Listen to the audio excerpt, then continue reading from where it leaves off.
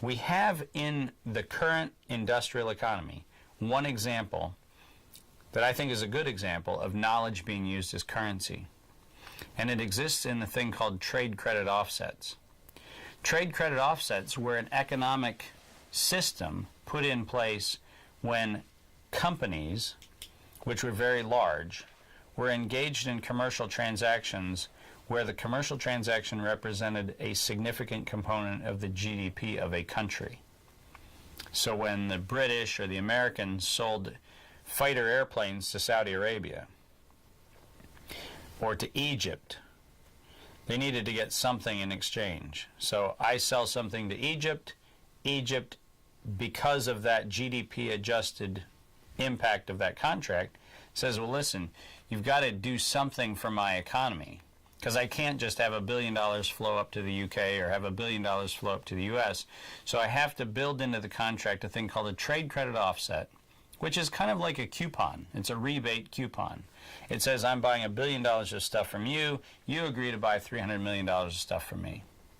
So I sell an aircraft to Egypt, and I buy $300 million of Egyptian cotton. Okay? Now, in a commodity worldview, natural resource worldview, what typically happened was I sold you an aircraft and I bought from you soybeans or oil or cotton. The problem is, at a certain point in time, the numbers got too big.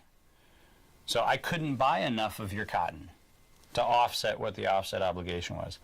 And so about a decade and a half ago, trade credits included an offset obligation in capacity building, which was when we actually started monetizing this concept of knowledge, which said that if you, now your GE or your Lockheed Martin or your Siemens, are selling a technology or a service to a country, the country can actually demand knowledge transfer as part of the offset obligation.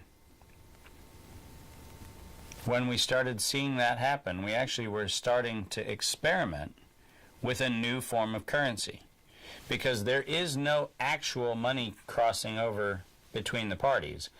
But when a industrial organization taught a group in the recipient country how to manufacture something, how to service something, how to deal with whatever it was they bought, that knowledge transfer actually had explicit value and therefore was part of the offset obligation. So when we talk about knowledge, when we talk about knowledge as a transactable thing, we actually have almost a 2-decade legacy of that happening in the trade credit programs, and happening quite successfully, where countries that used to be reliant on third-party contractors for service industries, for things like that, now have very robust businesses on their own who are engaged in things that were a byproduct of that offset. So we do have examples in the current system of knowledge as an explicit piece of the value set that's available in commerce, where it's actually been deployed and deployed quite successfully. Using your example of Egypt and the jet. Yeah. You know, they buy the jet for $1 billion, and what is the knowledge that's exchanged? How is it?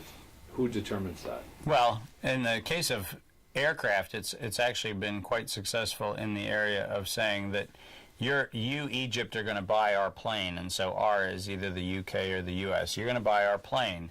What we're going to do is teach you how to do maintenance on jet aircraft engines. Mm-hmm. And so now you start creating a maintenance, repair, and overhaul business because you were taught how to do that by an offset structure. The knowledge wasn't there before. The knowledge didn't exist before. So there was no opportunity to create enterprise around it.